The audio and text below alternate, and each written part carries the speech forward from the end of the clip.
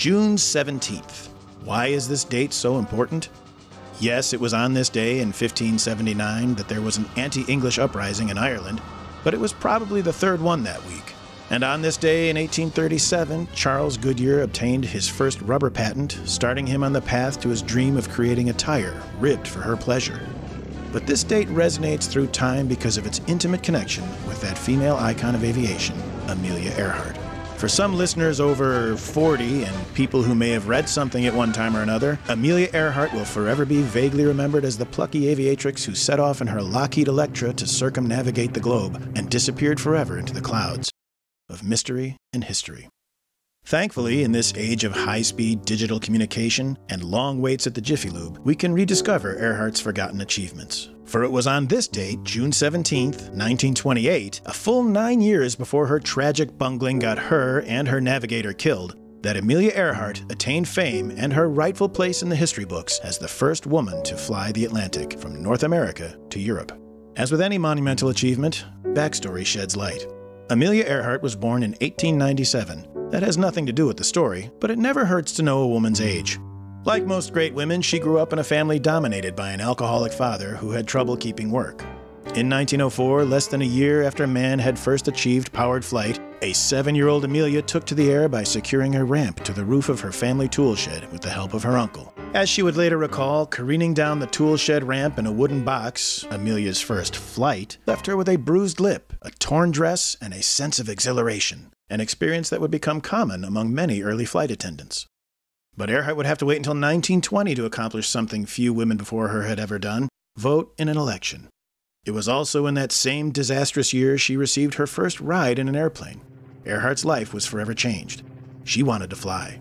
Throughout the next year, Amelia saved money for flying lessons, working at times as a stenographer and as a truck driver, which in 1921 made her the 6th woman to ever drive a truck. With her savings, Earhart would purchase a second-hand, bright yellow Kinner Airster biplane that she nicknamed the Canary. In 1922, Earhart would set a world record for female pilots, flying the Canary to an altitude of 14,000 feet. Immediately on the heels of this exploit, Earhart also became the first woman to land a plane from 14,000 feet. And in very short order, she would pull off an amazing trifecta as the first woman to land a plane from 14,000 feet, then drive a motor car along a lighted road. All within the same 2 hours. Amazing. Nearly everything this gal did was some kind of first. With nothing more for a woman to do in the sky, Earhart sold the Canary and bought a used automobile, a yellow Kissel Speedster 2-seater that Amelia christened the Yellow Peril, marking Amelia Earhart as one of the 20th century's first women with a sense of humor. It was in her trusty bucket, the Yellow Peril, that Amelia drove her mother on a transcontinental jaunt. Bound for America's East Coast, she departed from the sunny paradise of California. The pair motored through the vast American West, then meandered north to Alberta, Canada, displaying that same keen sense of navigation that would come to define her career. Eventually, Amelia and her mother arrived in Boston, Massachusetts, where the young aviator learned Yellow Peril jokes didn't do as well as in California, but were appreciated for their intent. While in Boston, Earhart joined the local chapter of the American Aeronautical Society. Her meteoric rise in aviation landed her a job as a sales rep for Boston's Kinner Aircraft. One afternoon in April of '28, while working, Earhart got a phone call from Captain Hilton H. Rayleigh. He unexpectedly asked her, "How'd you like to fly the Atlantic?" Which in this rare case was not Roaring Twenties slang for sex in the rumble seat of a Tin Lizzie.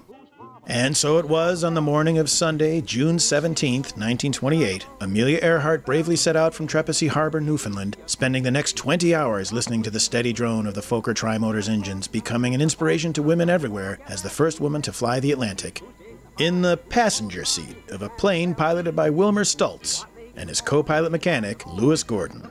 Stultz and Gordon flew the plane because Amelia wasn't trained for instrument flying, what with the compass and all the gauges, but she made herself useful on the mission, keeping the flight log, like the world's bravest secretary, no doubt jotting things down and making sure the men had plenty of coffee.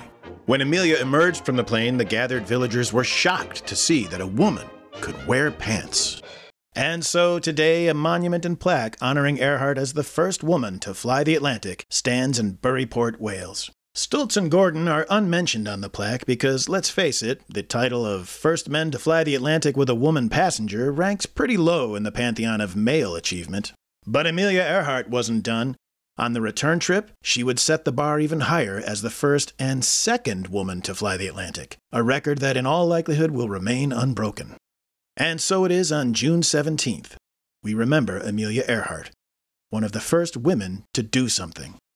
There's much more to Amelia Earhart's story, but since most of you only watch half of anything, this might be a good time for you to bail. The rest of us, those who actually care about women's achievements or have very slow bowel movements, will continue with a deeper dive. Immediately after her return to the United States, Amelia undertook an exhausting lecture tour in 1928 and 29, no doubt to share with the world, especially the women, the untold excitement of what it was like to sit in a chair, taking notes, all the way across the Atlantic.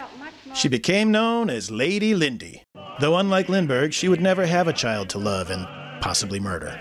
Lady Lindy was now in the catbird seat, which is something people said back then. A.E., as family and friends knew her, soon had her image licensed for endorsements, as on the modern-era Earhart luggage. And as with the woman they're named for, most of that luggage has been lost.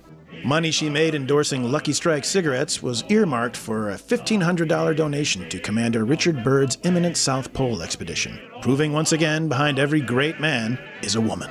Earhart was a vigorous advocate for female pilots, and when the 1934 Bendix Trophy race banned women, she bravely refused to fly screen actress Mary Pickford to Cleveland to open the races.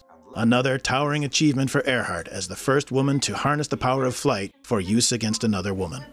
In 1932, at the ripe old age of 34, Earhart would finally become the first woman to do a solo flight across the Atlantic. Bound for Paris, after a flight lasting 14 hours, 56 minutes, she landed in a pasture at Culmore, north of Derry, Northern Ireland. A farm hen who witnessed asked, "Have you flown far?"